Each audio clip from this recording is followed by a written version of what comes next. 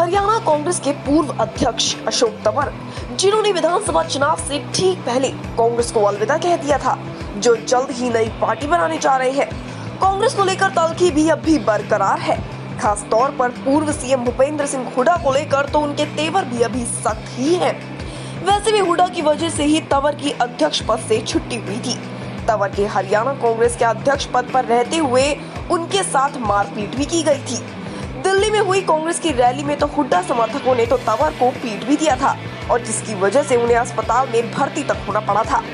तंवर ने अध्यक्ष रहते हुए प्रदेश की ज्यादातर विधानसभा सीटों पर अपने समर्थक तैयार किए थे, लेकिन विधानसभा चुनाव में उनके समर्थकों को नजरअंदाज कर दिया गया और उन्हें कांग्रेस तक छोड़ने के लिए मजबूर कर दिया।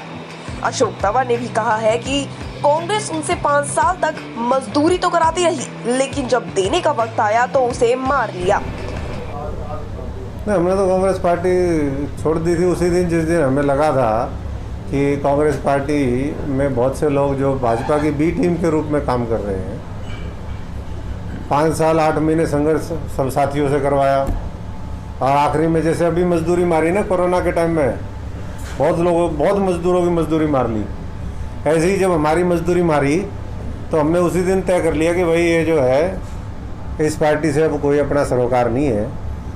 और उस समय जैसा हमें लगा, उचित जिसने हमें अप्रोच किया उसका हमने साथ दिया। बाकी तो सारे साथी मिलकर के आगे का विकल्प तैयार करेंगे। अभी तो कोई राजनीति का समय ही नहीं है। अशोक तंवर हरियाणा कांग्रेस को हुड्डा कांग्रेस बताते हैं। कांग्रेस को हुड्डा पिता पुत्र की जागीर तक कह चुके हैं। तंवर कांग्रेस को गुलाबी गैंग, CLU गैंग और भी कई नामों से नवाज चुके हैं। वैसे ये साबित हो चुका है कि हरियाणा में कांग्रेस का मतलब हुड्डा ही है। तंवर की जब अध्यक्ष पद से छुट्टी हुई थी तब सैलजा को उनकी जगह हरियाणा कांग्रेस का नया अध्यक्ष बनाया गया था। क्योंकि तंवर दलित समुदाय से संबंध रखते थे और दलितों में किसी तरह का गलत संदेश ना जाए, इसलिए अध्यक्ष पद पर कुमारी सैलजा की ताजपोशी की गई। इसका कांग्रेस को फायदा भी हुआ और पार्टी को पिछले साल हुए विधानसभा चुनाव में 31 सीटों पर जीत हासिल हुई थी। वैसे भी तंवर और सैलजा जिस जाटव बिरादरी से संबंध रखते हैं उसके प्रदेश में 10% वोटर्स हैं, जिसका चुनाव में अक्सर फायदा कांग्रेस उठाती रही है। जाट और जाटव के कॉम्बिनेशन की वजह से ही कांग्रेस 31 सीटें जीत पाई। हुड्डा उनका चेहरा आगे करके वोट तो बटोर लेते हैं, लेकिन जब देने की बारी आती है तो फिर उन्हें अपनी ही दिखाई देती है। प्रदेश के राज्यसभा में भी यही कहानी दोहराई गई।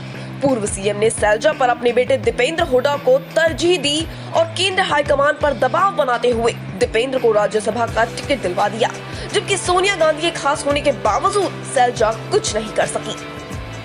हुड्डा ने दीपेंद्र को राज्यसभा तो भिजवा दिया, लेकिन वो भूल गए जिन 31 विधायकों के दम पर दीपेंद्र राज्यसभा सांसद बने हैं उनमें जाटव बिरादरी का बहुत बड़ा योगदान है। जाटव समाज के साथ की वजह से ही हुड्डा 31 सीटों की जीत का श्रेय ले पाई है और उस बिरादरी का वोट दिलाने में सैलजा की अहम भूमिका रही। जब तंवर अध्यक्ष होते थे तो वो अपनी बिरादरी का वोट कांग्रेस को दिलवाते थे, लेकिन दोनों को ज्यादा कुछ हासिल नहीं हुआ। तंवर वैसे भी हुड्डा को दलित विरोधी बताते रहे हैं। अब देखना यह है कि तंवर अपनी कोशिशों में कितना कामयाब होते हैं और हुड्डा को कितना नुकसान पहुंचाते हैं।